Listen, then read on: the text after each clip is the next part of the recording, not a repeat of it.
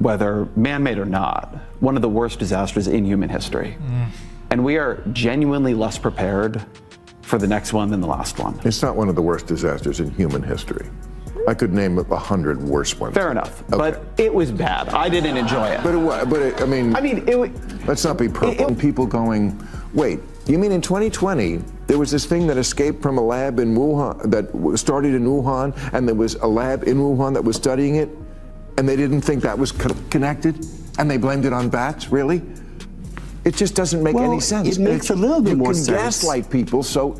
Bill Maher just had Ezra Klein on Real Time, and it did not go the way Klein expected. He came in loaded with the usual woke talking points, and Maher let him talk just long enough before shutting the whole thing down in front of a live audience. Clean, direct, no apologies. What makes this worth paying attention to is the pattern. Maher has been steadily shifting, cutting through the nonsense on Real Time on his podcast everywhere he shows up, and his audience is catching it too. These are the same people who stuck with him through that 2020 to 2023 stretch when he was running a very different show, and now they're watching him dismantle the exact mindset he used to platform. Let's get into the clip. Host of the Ezra Klein Show podcast and the co-author of the book Abundance, Ezra Klein, and he writes the weekly Dish newsletter and hosts the podcast The Dishcast with Andrew Sullivan. Andrew Sullivan. Okay, here are the questions. Andrew, what do you think of news that British intelligence knew COVID was a lab leak in 2020 and officially ignored their report? Not just knew, aided a 95% certainty. Same with the German intelligence service. March 2020. There's a new book out called COVID's Wake. I was reading it this last couple of weeks, and the core paper that killed off any idea that this was a lab leak in China, the proximal origin paper, which was produced with Fauci and Collins of the NIH and NIAID helping it along, was a lie, a conscious lie. That the people who looked at it, we now have their emails, are saying in the very first days of looking at the virus, this looks very man-made to us. This is so friggin' obvious this is man-made. Well, so friggin' obvious, one of them said. And then they wrote the report saying there is no evidence that this was made in a lab. The question is why? Why would they lie to us about that? And they did. Well, I can give you one answer, the New York Times. The New York Times said any questioning of this being from a lab was racist, which always struck me as odd because it seems much more racist to go, wow, these people are eating bats. I know. I mean, it's just one example, but a good example of why people lost faith in the left, because they do stupid things like that. Not to be an I told you so, but from the very beginning, I was saying this shouldn't even be political, but it's at least a 50-50 it came from the lab, and that in 50 years, I can't imagine people going, wait, you mean in 2020, there was this thing that escaped from a lab in Wuhan, that started in Wuhan, and there was a lab in Wuhan that was studying it? And they didn't think that was connected, and they blamed it on bats? Really? It just doesn't make any sense. It makes a little bit more sense. You can gaslight people, so... And that's the part that actually keeps you up at night. Back then, a lot of people were already saying exactly what Maher is saying right now, but without the platform, without the audience, and definitely without that level of conviction. And for saying it, you got labeled crazy, a conspiracy theorist, completely unhinged. Here's the reality check though. Even today, there's still somewhere between 15 and 20% of this country that would hear what Maher is saying and call it a lie with a straight face, no hesitation, full conviction, and that's where it gets genuinely unsettling. Because yeah, a huge chunk of the people who were screaming, "That's insane," back then have quietly come around. They've accepted what the evidence has been pointing to for years now. But there's still a portion out there, and I have to be careful how I word this. You guys know how it goes. There's still a group that will die on that hill. No facts, no data, no amount of reasoning is going to move them. That's the real black pill here. For every Maher who can look at new information, reassess, and actually shift his position, there are hundreds, maybe thousands, who are completely locked in. Same echo chamber, same talking points, zero movement. And that's not just frustrating, that's a problem that doesn't have an easy answer. Democrats are so much as fought as scientists who went along with this, knowing better. It's their integrity I'm concerned about, to actually lie and distort what they could see with their own eyes because they were afraid of politics. The other question is this. This lab was a gain of function That means they were creating viruses, dangerous viruses, to figure out how to protect you from them.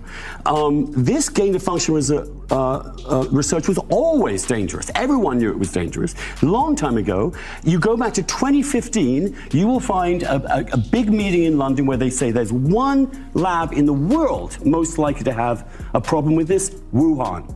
Do you know who was the biggest supporter of gain-of-function research for the last 30 years?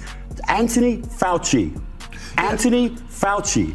Yeah. Now, remember that name. There's a reason he was given a pardon back to 2014. There is something very wrong going on here. You know? Yeah, I also don't think he did it for nefarious reasons. There's an argument to be made. There's an actual intellectual debate to be had. Should gain-of-function research be done? We want to get ahead of viruses. The other answer is, the other response would be, it's too dangerous. Because if it gets out, it's going to be bad. And that's what happened. But I don't think he's an evil guy, like some people do, who was trying to get rich off this. No. Okay, he just made the wrong call. No, he knew from the get-go that the Wuhan lab had security levels that were the average of a dentist's office.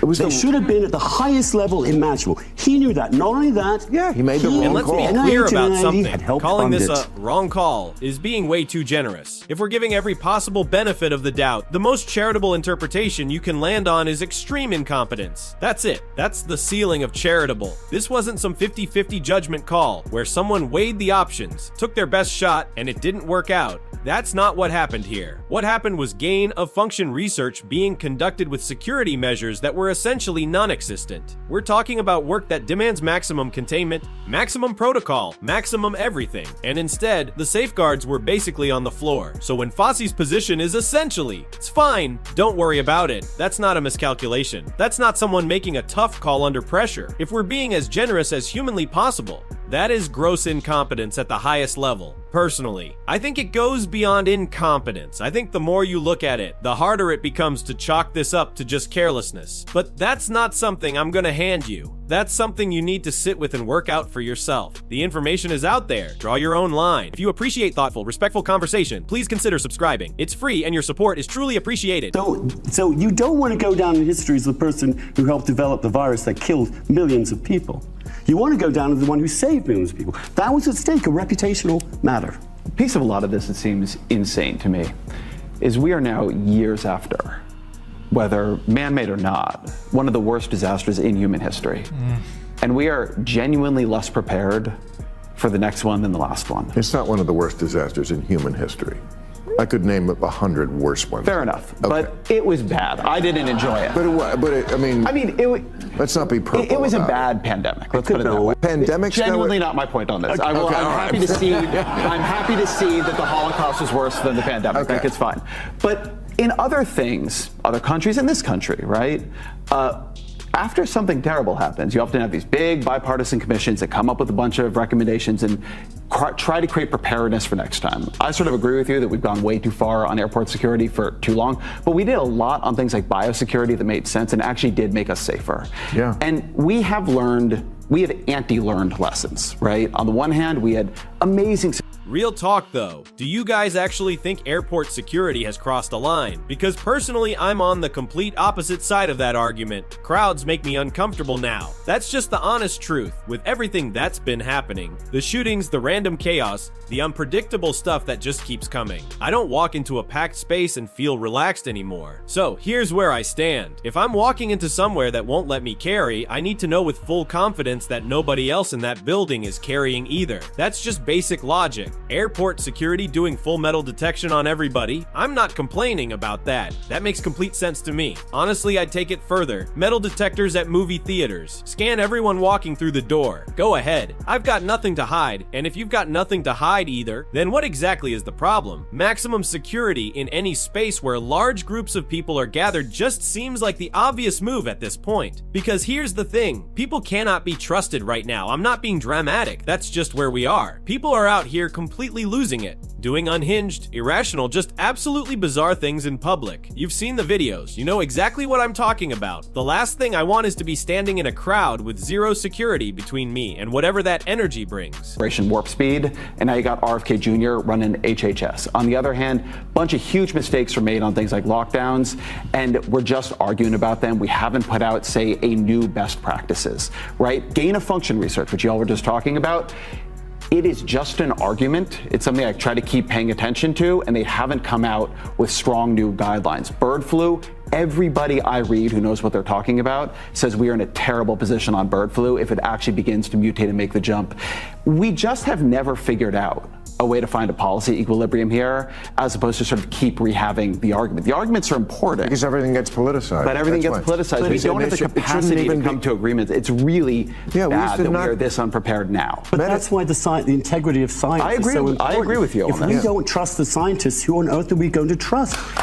And that's just the truth. Big Pharma and the broader scientific establishment have done this to themselves. My distrust didn't come out of nowhere. And honestly, the lockdowns and the complete mishandling of that entire situation, that's only part of it. The bigger thing for me, the thing that really broke it, was watching what happened to credentialed, qualified people the moment they stepped outside the approved narrative. These weren't random voices on the internet. These were serious professionals with legitimate backgrounds. And the second they raised a question that didn't align with the mainstream position, they got buried, banned, shut out of the conversation entirely. No debate, no rebuttal, just removal. And that's exactly what killed any remaining trust I had. Because here's the thing, if your position is solid, if the science actually backs you up, you don't need to silence the other side. You just respond. You show your work. You explain why they're wrong. That's how it's supposed to go. The moment a side starts censoring instead of countering, they've already told you everything you need to know about how confident they actually are in their argument. That's what broke it for me across the board. Science, media, government, all of it. And look, that's a genuinely dangerous place for a country to land. When people stop believing anything their institutions put out, that's not a small problem. That's a foundational crack. Anyway, drop your thoughts in the comments. What did you think about Maher shutting down Ezra Klein over those claims about the 2020 situation? Let me know where you stand on the whole Maher versus Klein exchange right here on Real Time.